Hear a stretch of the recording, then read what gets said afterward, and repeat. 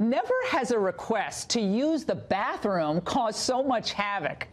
Last week, two black men were awaiting a meeting at a Starbucks in Philly. They asked to use the bathroom, but they were told no, because it was reserved for customers, and they had bought nothing. So they returned to their seats, and because they had purchased nothing, they were then asked to leave. Well, they didn't, and the manager called 911.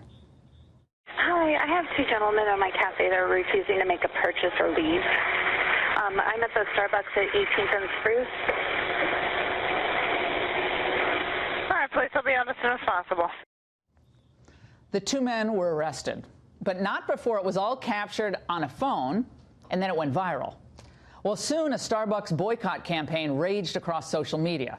Activists rushed to the offending Starbucks shop and others as well, and hashtags such as Starbucks while black started trending big time.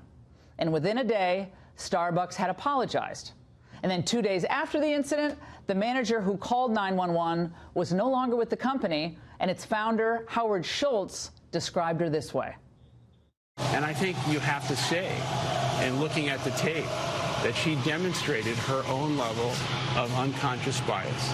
And in looking at the tape, you ask yourself whether or not that, in fact, was racial profiling. There's no doubt in my mind that the reason that they were called was because they were African American.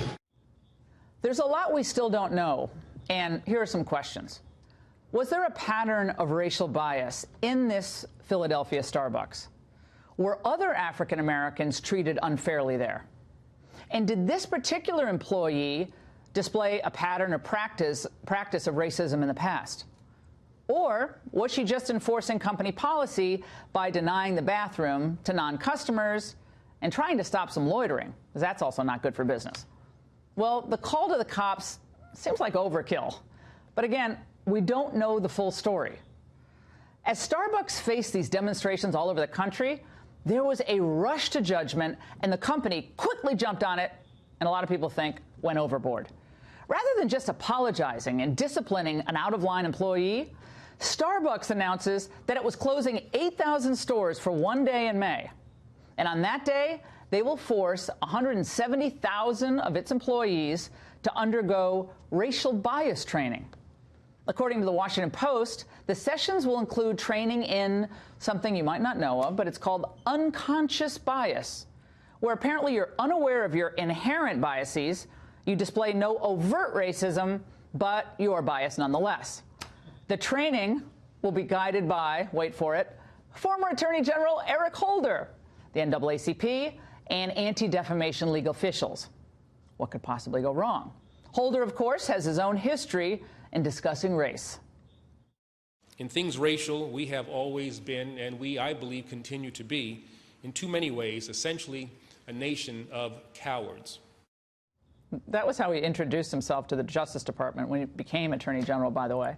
And this is the man who will conduct a training on race relations of 175,000 employees? Okay. So this is where we are.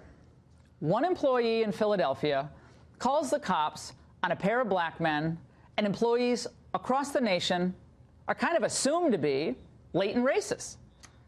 Starbucks is one of the most liberal companies in the world. You think Ben & Jerry's kind of here on the level of left wing? Starbucks is up here. Look, they support Planned Parenthood. They've hired refugees as a protest against President Trump's policies.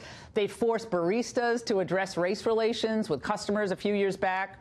Remember they were made to scrawl that hashtag race together on coffee cups? Well, but if the coffee chain thought that it was going to inoculate itself against liberal ire by being left-leaning, they were wrong. Their progressive, supposedly inclusive identity just made them an easy target for protesters.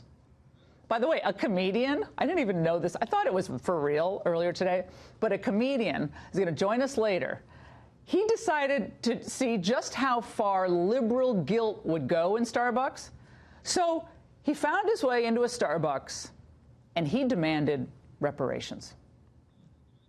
I heard y'all was racist, so I came to get my free coffee. I saw that. Yeah, I heard you guys don't like black people, so I wanted to get my Starbucks reparations voucher. Store. What's that? It's not a real thing. It's a real thing. I mean, I'll give it to you. I saw that on my Twitter last night. She gives him the coffee. I think he should have just asked for the entire espresso machine, or at least a venti frappuccino. Yeah, whatever you want, take it. The question all of this begs is the following.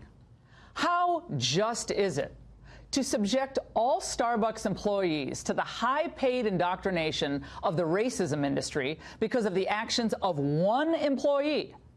And will this actually strengthen race relations, or could it actually deepen division between the races? If we're not careful, and if we don't refuse to get all the facts, and if we don't refuse to be bullied by activists who jump to the worst motives, worst conclusions about people right off the bat, well, we may just end up doing the opposite of what we want to do. We may end up poisoning the well further in this country, and we may be encouraging more mob takedowns of well-intentioned people or